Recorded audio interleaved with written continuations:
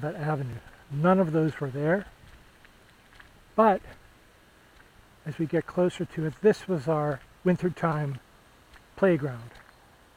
As far as sled riding goes, this is where it all took place.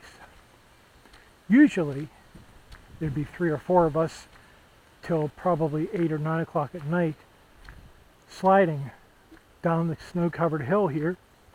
As you can see, it was kind of deep, or excuse me, kind of steep. Started up there at the top, came all the way down here, and then all the way down to the bottom where that stop sign is at, onto Valera. If the snow was deep enough and had been pushed by snowplows, on the other side of that street there would be a nice snow bank.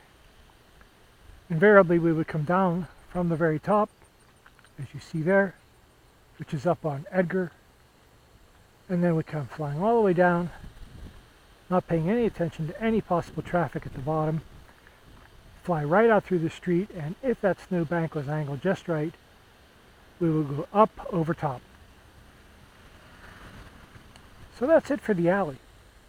Not much more I can say about it at this point. Maybe somewhere down the line, if something else occurs to me, I will go ahead and maybe re-edit this and add that back in. But that's the alley that I grew up on, and not just me. All of my friends, some who are gone, some who have just moved away. I'm hoping that when they look at this video, they'll be pretty happy with what they see.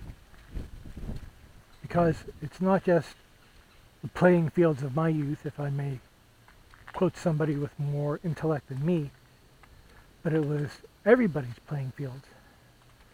There was so much that was going on here. It seemed every single day there was a game of some sort, whether it was, as I said, baseball, football, hockey, soccer even. Everything was tried in this alley. We were all about the same age. I would say 7, 8, 9, or 10.